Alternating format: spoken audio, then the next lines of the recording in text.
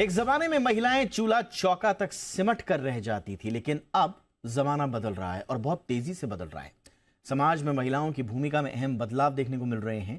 पहले जहां महिलाएं पारंपरिक रूप से ट्रेडिशनली जो फोकस उनका होता था, प्रायोरिटीज होती थी, वो शादी और परिवार की अहमियत पर थी, लेकिन अब वो अपने करियर और व्यक्तिगत विकास को अहमियत देने लगी हैं। मॉर्गन स्टैनली के ताजा स्टडी के मुताबिक 2030 तक 25 से 44 साल की उम्र की लगभग 45% महिलाएं, आप कह सकते हैं हर दूसरी महिला लगभग, अविवाहित यानी कि सिंगल और बिना बच्चों के होंगी। इससे होगा क्या, आज इसी की पड़ताल हम इंडिया 360 की कवर स्टोरी के तहत कर रहे हैं।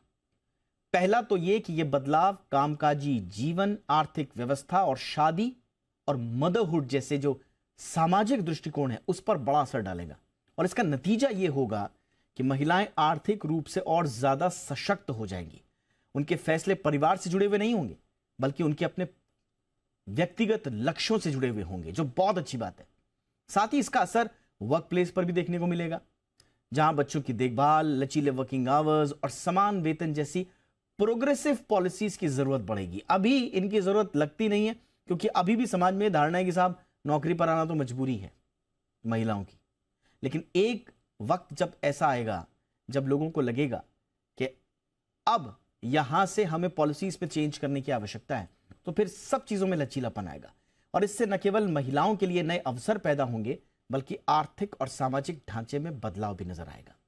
अब ये तो उजले पक्ष है, लेकिन एक सवाल बहुत महत्वपूर्ण है, वो भी भारत जैसे देश में, और वो ये कि ज्यादा महिलाएं अगर अविवाहित रहीं, सिंगल रहीं या बिना बच्चों के रहना चुनने लगीं, तो जन्म दर में गिरावट कितनी आएगी? स्वाभाविक रूप से जन्म दर में और गिरावट आएगी। इससे भारत की जनसंख्या, पॉपुलेशन की जो ग्रोथ है वो धीमी हो सकती है, जिसके बारे में बहुत सारे रिपोर्ट्स ऑलरेडी आ चुकी हैं। इससे भविष्य में डेमोग्राफिक संतुलन पर भी असर पड़ सकता है। बुजुर्ग आबादी का अनुपात बढ़ सकता है, देश की कामकाजी उम्र की जनसंख्या घट सकती है। ज्यादा महिलाएं अगर अपने करियर और पेशेवर जीवन पर ध्यान देंगी, तो जाहिर तौर पर वर्क फोर्स में उनकी भागीदारी बढ़ेगी। यह एक उजला पक्ष भी है, लेकिन इसमें थोड़ा सा बैलेंस करके देखना होगा हमें कि इसमें किन पक्षों पर हमें ज्यादा ध्यान देना है और किन पक्षों पर। और खास तौर से हमें भारत जैसे देशों में ये समझने की कोशिश करनी होगी कि अगर इस तरह की स्थिति रिफ्लेक्ट होती है भारत में भी, तो फिर यहां पर किस तरह के बदलाव हमें देखने को मिलेंगे। दो खास मेहमान इस वक्त मेरे साथ जुड़ चुकी हैं। स्वागत करेंगे अनीशा मोटवानी जी का, फाउंडर हैं स्टॉर्म द नॉर्म वेंचर्स। बहुत बहुत स्वागत है आपका अनीशा जी शो पर। और हमारे साथ हैं सोनिका एरॉन, मैनेजिंग पार्टनर है मार्चिंग शीप एचआर कंसल्टेंसी। बहुत बहुत स्वागत है सोनिका जी आपका भी हमारे शो पर। अनीशा जी, चर्चा की शुरुआत आपसे ही। आप पहले तो ये मॉर्गन स्टैनली की इस रिपोर्ट को किस तरह से देख रही हैं? मैंने जैसा बताया कि मुझे उजला पक्ष जो नजर आ रहा है वो ये आ रहा है कि महिलाएं अब ज्यादा अपने बारे में, अपने व्यक्तिगत फैसले लेने के लिए सशक्त हो रही हैं, और उसका ये स्टडी उसका एक रिफ्लेक्शन बता रही है, जो बहुत उजले हैं। लेकिन और आपके क्या क्या इसमें एनालिसिस है ओपनिंग रिमार्क्स के लिए मैम? सबसे पहले तो thank you Deepak for having me. Each time जब मैं जी पे आती हूँ तो मुझे लगता है कि एक एक ही ऐसा जरिया है जिससे हम बहुत सारे लोगों तक अपना अपना पॉइंट ऑफ व्यू पेश कर सकते हैं।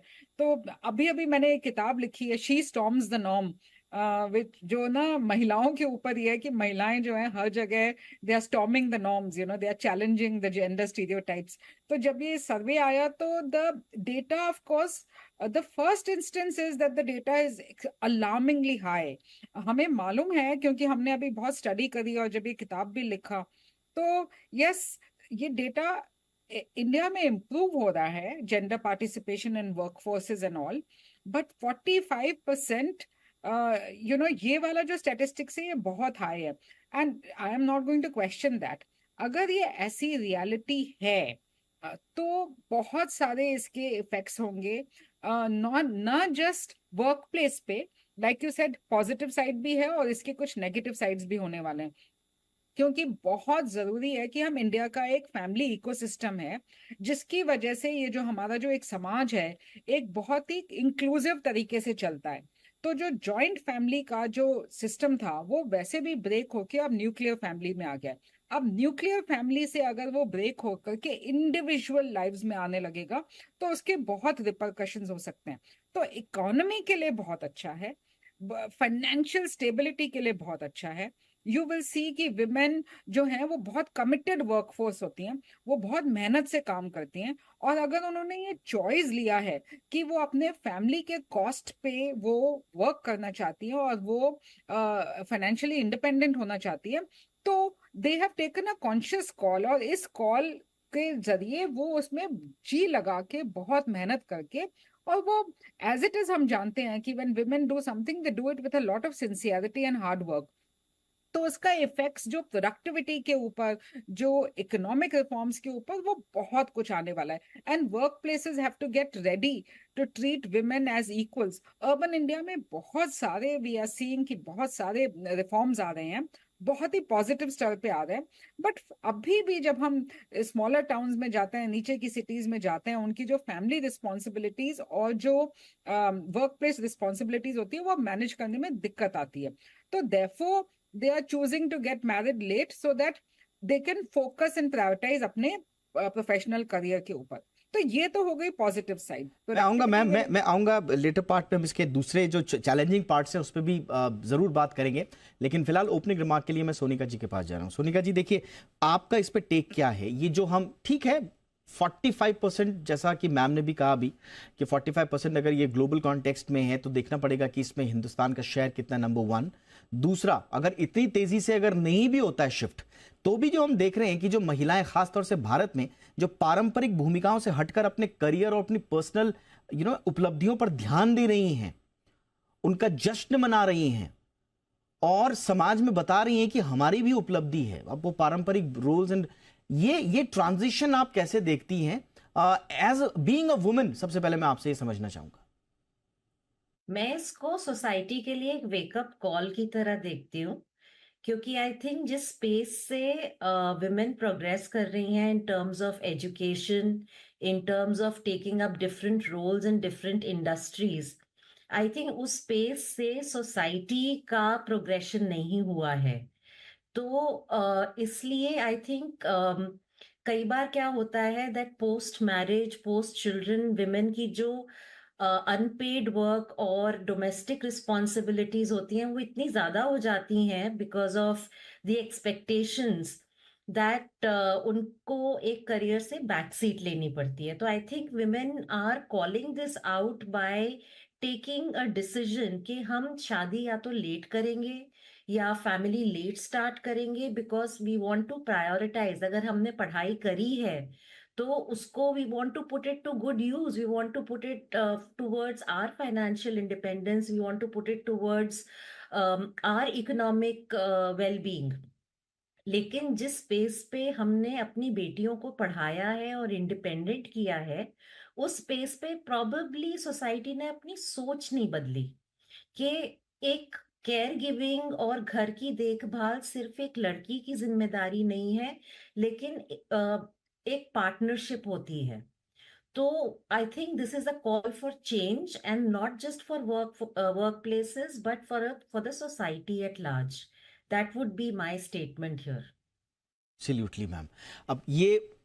अब अनीशा जी, अब थोड़ा सा जो इसके जो चैलेंजिंग पार्ट हैं उसमें, अब जैसा हम कह रहे थे, सबसे पहला तो यही आएगा कि भाई जो फर्टिलिटी रेट है उस पे कितना असर पड़ेगा अगर वुमेन ज़्यादा से ज़्यादा ये रिफ्यूज़ करना शुरू कर दें कि साहब अब हम मदरहुड के लिए नहीं जा रहे हैं, हम सिंगल रहेंगे। एंड सिंगल में, क्योंकि इसमें दो चीज़ें कही गई हैं, एक सिंगल रहने की बात कही गई है, दूसरा इसमें चाइल्डलेस रहने की बात भी कही गई है। तो उस पार्ट को आप कितना चैलेंजिंग मानते हैं भारत जैसे देश के परिप्रेक्ष्य में? Deepak, before I come to single and childless, I think late marriages का एक बायोलॉजिकल इम्पैक्ट होता है फीमेल बॉडी के ऊपर। एंड वो स्टेटिस्टिक्स आप किसी भी गायनेकोलॉजिस्ट से पूछिए, वो बताते हैं कि अगर हेल्दी चिल्ड्रन चाहिए आपको, ओके, तो you need to conceive by a certain age. तो एक तो ये है कि जितना लेट कंसीव करते हैं उतना और हमारी लाइफस्टाइल्स जो है वो इतनी स्ट्रेसफुल हो गई हैं। तो जैसे ही हमारी रिस्पॉन्सिबिलिटीज बढ़ेंगी और लाइफस्टाइल का स्ट्रेस बढ़ेगा, we do whenever it is okay to produce children late, but it is important that कि बच्चे हेल्दी पैदा हुए हमारी सोसाइटी में, चाहे कम बच्चे पैदा हुए बट हेल्दी बच्चे पैदा हुए। तो वो एक, आई जस्ट होप कि जो भी ये कॉल ले रहे हैं वो एक कॉन्शियस तरीके से लिया जाए कि हमारा जो बायोलॉजिकल जो सिस्टम है एक फीमेल बॉडी का, उसको ध्यान में रखा जाए जरूर, कि there is a certain age by which you should have children so that they are healthy and good children, I mean healthy lives. The second thing that is I think important is कि जैसे ma'am ने भी कहा कि ये women क्यों ये decision ले रही हैं कि हम या तो लेट शादी करेंगे या और बच्चों की रिस्पॉन्सिबिलिटी नहीं लेंगे, क्योंकि उनको लगता है कि उसमें जो है कि घर का भी काम उनका और ऑफिस का भी काम उनका। एंड जो कोविड के दरमियान जो था, हमने जो किताब लिखी उसमें जब हमने सर्वे किया, हमें रियलाइज हुआ कि जब औरतें भी जब घर से काम करती थी and main were also working from home, women did get the short end of the stick. घर में बिकॉज वो थी तो वो दोनों का काम घर से हो रहा था, बट रसोई का काम संभालना, बच्चों का करवाना, दरवाजे खोलना, घंटियां बजाना, मेड्स को मैनेज करना, वो सारी जिम्मेवारी मोर और लेस विमेन के ऊपर आ गई और उन्हें रियलाइज हुआ कि work is not equally distributed. और इसीलिए आप देखें कोविड के बाद जो विमेन वर्कफोर्स है उसमें रिडक्शन आया, बल्कि they did not go back to work. So ये एक डेटा पॉइंट, एक प्रूवन डेटा पॉइंट है, एंड दैट इज बिकॉज जो हमारा जो इक्विटेबल डिस्ट्रीब्यूशन ऑफ वर्क है वो घर में अगर मेल पार्टिसिपेशन इक्वल हो जाए, यहाँ चलो 50-50 ना हो, that's a long way of, at least 25-30% में डोमेस्टिक चोर्स में हाथ बटाना शुरू हो जाए, तो women will feel more confident to get married because they will have an equal life partner. But single women in society can lead to, initially it is okay and all very exciting. Can it lead to loneliness? Can it lead to mental depression? Okay. Can it lead to other kind of societal challenges? Abhi कहना बहुत मुश्किल है. Can it increase also late marriages? Also एक और चीज होती है कि when you get married in time, it's like two people, are adjusting and getting to know each other, even in an arranged marriage or a love marriage. But if you get married late, you have formed and you're financially independent. You are two very strong-minded individuals. And therefore, that maturity to manage a relationship needs to be very, very high. और इसीलिए आप देखते हैं कि foreign countries में divorce rates बहुत high होते हैं, सेपरेशन बहुत ज्यादा हाई होता है, बिकॉज लोगों की एक दूसरे के साथ एडजस्ट करके चलने की जो इंडिया में जो हमारा जो एक family ecosystem है कि it's a question of a little bit of give and take, and that's what keeps the whole marriage family ecosystem intact. वो भी crack हो सकता है. And the last this thing is कि ये जो हमारा ये जो family ecosystem है, किसी तरीके से ये जो मैं कह रही हूँ कि जुड़ के चलता है, एक बच्चे एक ग्लू होते हैं, एक जरिया होते हैं इस फैमिली को जोड़ के रखने का।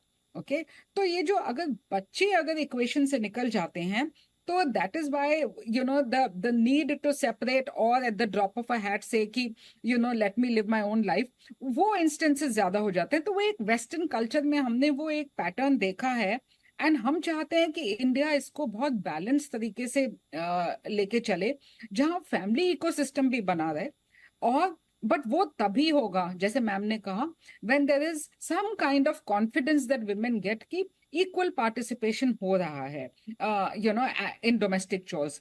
और जब हम बच्चे बड़े करते हैं as parents we have the responsibility to have to treat our एक बात जो मैम मैं आपकी बातों से टेक अवे करना चाहूंगा वो ये है कि क्या लोनलीनेस का एक इश्यू आएगा। मैं सोनिका जी से आपसे पूछना चाहूंगा मैम, ट्रेडिशनल फैमिली स्ट्रक्चर है इंडिया में, और इस ट्रेडिशनल अब वेस्टर्न सोसाइटी में अगर लोनलीनेस अगर सिंगलहुड है या चाइल्डलेसनेस है, तो उनकी सोसाइटी मेंटली इस बात के लिए प्रिपेयर्ड है।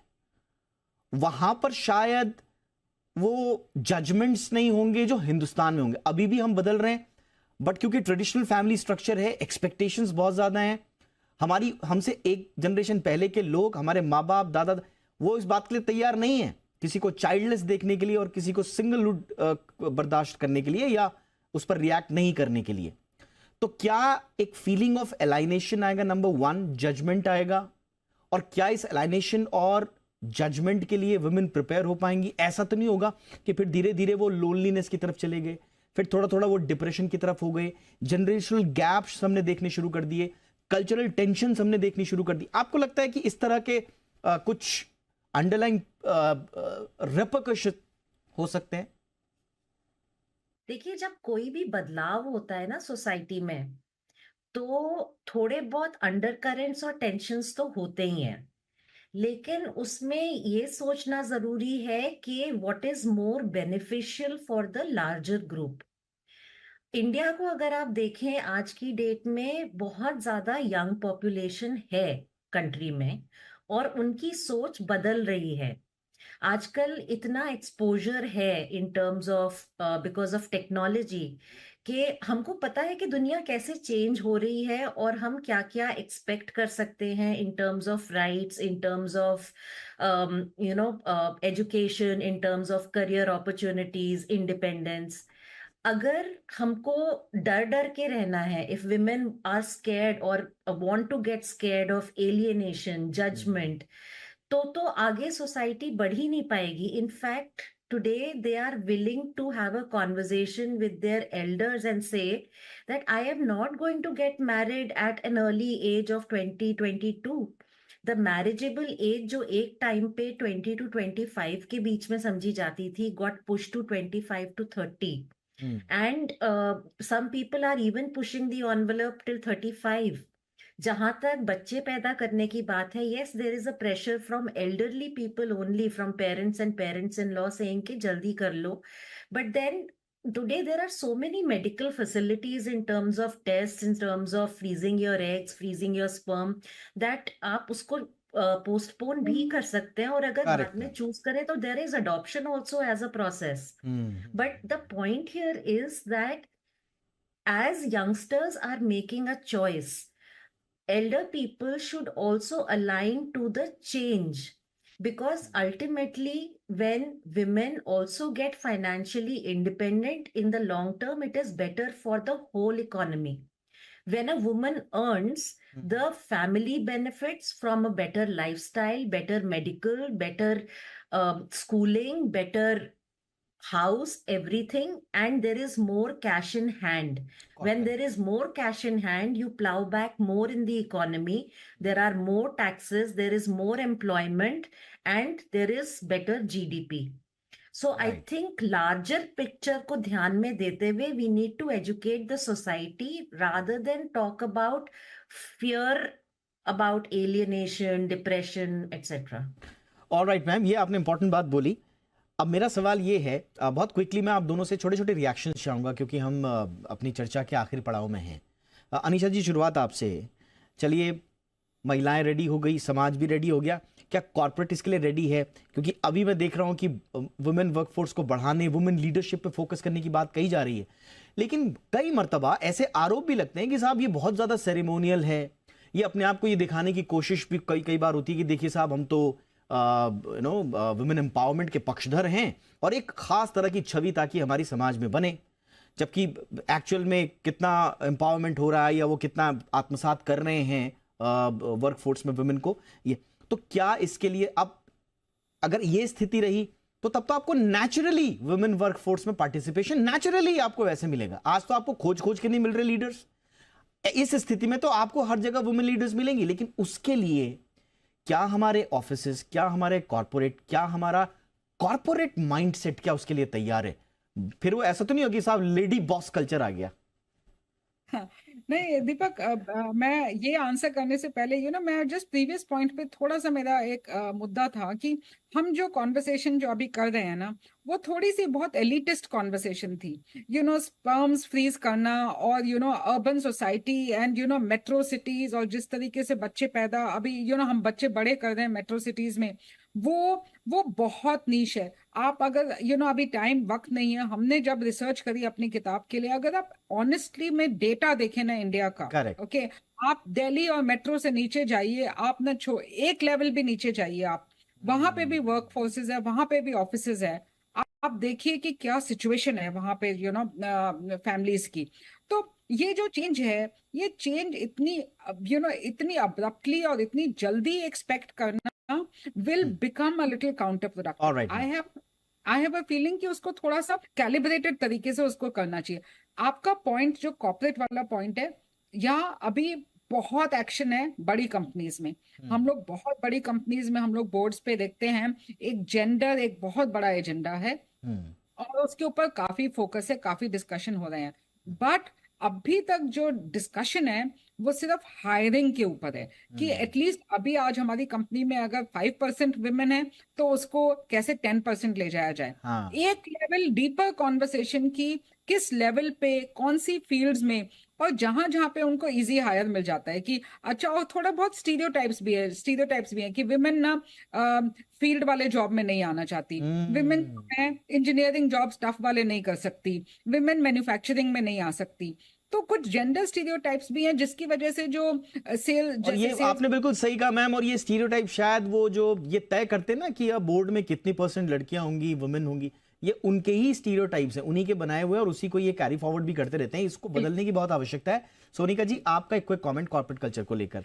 आई हैव टू। देखिए, कॉर्पोरेट कल्चर सोसाइटी का ही